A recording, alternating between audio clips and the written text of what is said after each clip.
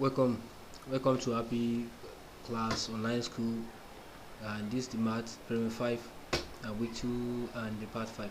And remember that last video that I did, I told you that I want to do a quick recap video that we will walk through everything we discussed about how to convert from fraction to decimal, so that at least you don't forget most of the important thing there. And I think by watching this video,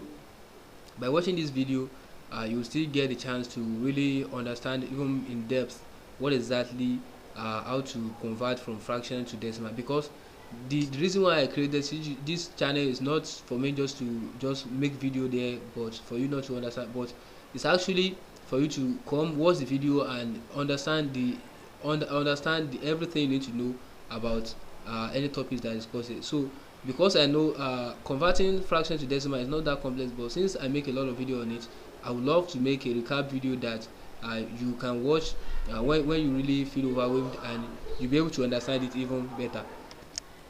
So the first thing is that so let us review what we learned in part 2, part 3, and part 4 on how to change fractions to decimal. And remember that we split it into 3. So that I'll be able to understand it better. So the first one is fraction with 10, 100 as denominators. Our example is 2 over 10, like 7 over 100. This is an example here. We have 2 over 10, and we have 0.2 here. You remember that we draw the fraction bar, and we have 100 under it. We put the decimal point here, 0.2, and we shift decimal point 2 times from okay. We put decimal point here at the back here. Sorry, we put decimal point here at the back here. I will shift decimal point 2 times to the front, so the answer will be 0.02. The decimal point is supposed not to be here, but yeah, I'm sorry with that. So what are those things that you have to remember when working with any fraction that have 10, 100, and 1000 as their denominator? The first thing is that any whole number can easily be turned to decimal by placing a decimal point after the number. Like we have 1 here now, so if you write 1 point, it's the same thing as 1.0. I think I used this 6 when I'm explaining to you in the second part of the video. Like say 6 here, you can say 6 point, and 6 point also means 6.0. Now the other thing you need to remember, keep in mind, is that when you shift a decimal point, cancel 10 at when you shift the decimal point now. So make sure you cancel a 0 at the denominator, and do not shift decimal point anymore if there is no more 0 at the denominator. So after you have cancelled the 0, that's the point. That's the end of shifting the decimal point. So where the last decimal point is last, that's where you write the answers out. I think you could be able to remember if you go back and watch the video. Now, what are the other things to keep in mind? Another thing is that remember how we add decimal number, that is 12 plus 0.03, that means that equals to 12.03.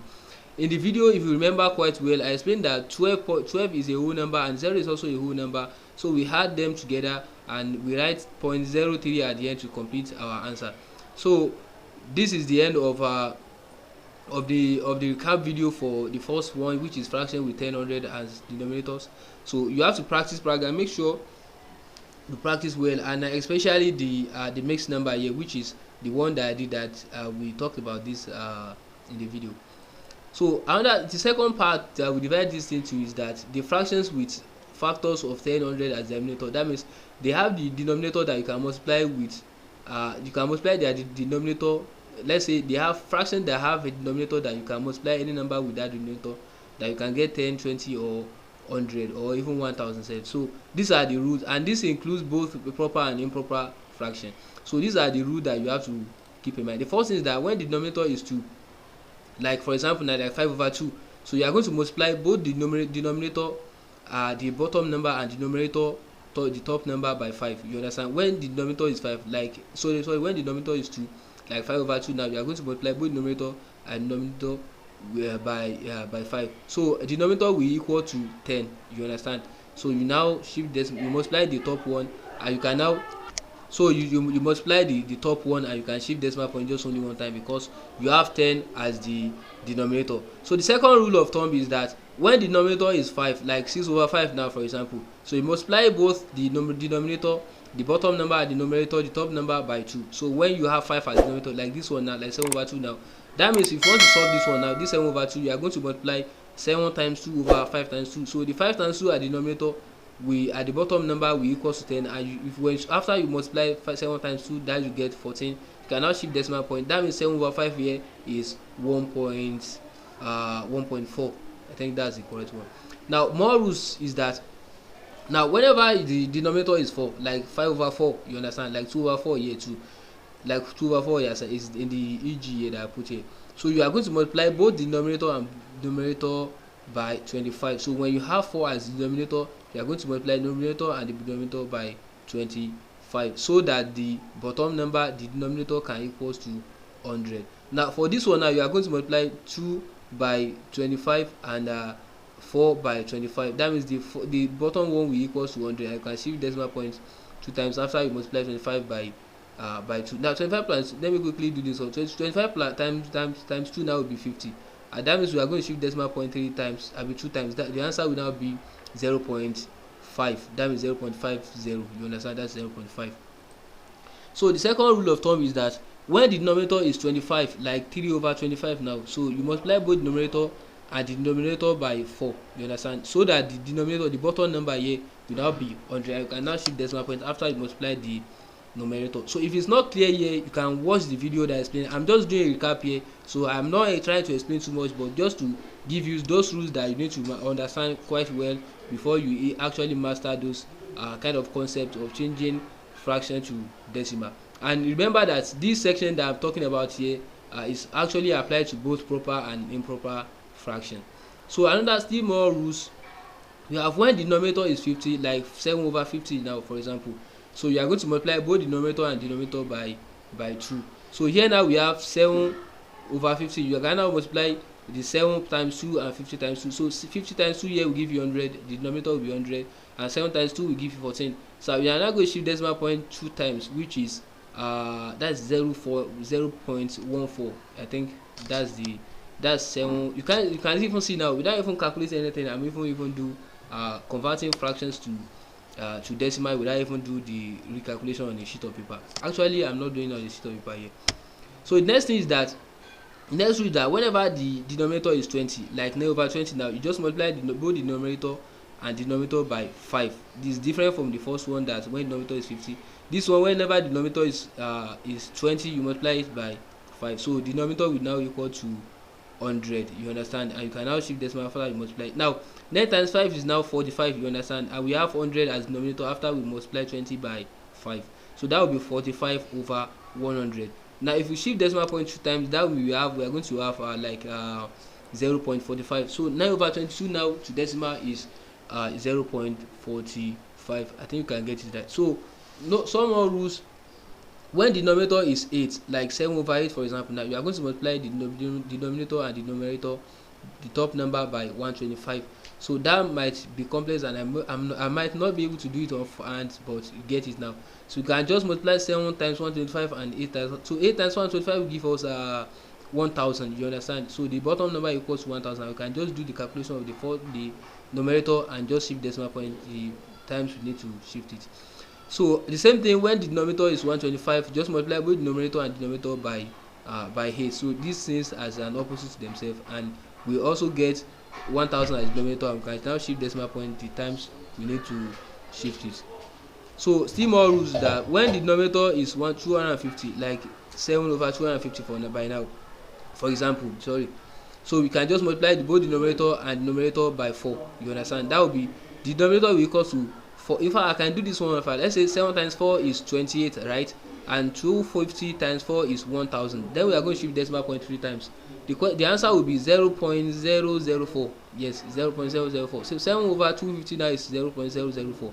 You can see that this thing actually make changing fractions to decimal a lot more easy, and I believe you actually enjoy the video here. So another rule is that whenever the denominator is 200, like 7 over 200 for example, you can multiply both numerator and denominator by 5. Now here now the denominator will equal to 1000 because we are multiplying 200 by 5.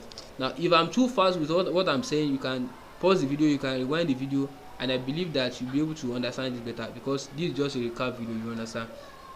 So let me quickly do 7 over 200 here. So 7 times 5 will be that's 35, right? And 200 times 5 is 1000. So that means we have 35 over 1000. We can now shift decimal point 3 times. So 1 2 3, that will be I'm coming.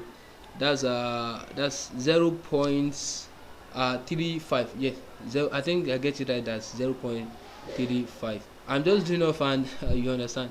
So without wasting your time, the last rule is that when the denominator is 500, like 7 over 500, now you are going to multiply both the numerator and denominator by 2. Now consider this 7 over 500. Now we are going to multiply 500 by 7 by 2. That will be 1000. You remember, because the denominator will equal to 1000, and 2 times 7 is 14. So the answer will be 0.004. I think 1 2 3, that's 0.004. If you are not clear about it, you can watch the video, or you can pause the video, and because we are just doing a quick recap here. Now the next one, the third one, which is the fraction with denominators that are not factors of 10 and this one is never. I just want to quickly explain something here, that you should never forget this. You never forget that when you see any fractions with denominators like 3, 7, 4, 12 and others and so on, no, 4 is not there, I'm sorry about that. So these are non-factors of 10, 100 and 1000, so you cannot multiply them by with any number to give you 10, 100 and 1000. You understand? So when you see that, so if you want to change this kind of numbers, fraction, now like 2 over 7, 5 over 6, 2 over 3 to decimal, you are going to need to use the to long form method. So I did a video on that. That's the fourth video, if I could remember quite well. Go back to the video and watch it, and I can even link I will actually link to the video in the description of this video. So make sure you watch it and make sure you understand it. Don't rush yourself. You understand, we are not inside the class, though we are inside the class, but you know, we are not inside the actual class that I used to go when you are going to school. And I did all these things so that you'll be able to understand it better. So don't rush yourself and make sure you practice it. We are not doing any exam here, you understand. So your exam is probably to sit down and actually master everything you have talked about in this video. So still more, so whenever you see you want to change a kind of fraction like 2 over 7, like 5 over 2 to decimal, we are going to need to use the long form division. You understand? And this is kind of long form division here. So I just want to show you this so that I can equally remember. So the first thing we do is that don't forget to divide first. Then 5, how many 5 can I find? 2. That's 0. You understand? Can I write 0 here? You might not write 0. So you need to add, don't forget to add 0 at the back after you write decimal point. You understand? And don't forget to multiply before you subtract. And sorry, don't forget to multiply and subtract. And after you subtract, remember that after subtraction then comes bringing down the next number. So and then you can watch my free videos on long form division. Check the description below. You can tell your parents that they help you to check the description below, description of this video, if it's available yet. If not available yet, don't worry, you'll be able to get it whenever you come here. In fact, it won't be long before I actually make a video on that, and provided that everything's alright. So this is a recap video. Don't forget to go back and watch it, and see you on the next video. And the next video will probably be converting from decimal to fraction. You know, before we are converting from fraction to decimal, but the next video, which is will be part 5, we are going to change from decimals to fraction, and that's even a lot more simple than the one that I've explained here. So goodbye. Make sure you rewind the video and watch it, and make sure you understand it. Don't rush yourself. You understand? So goodbye and have fun. Goodbye.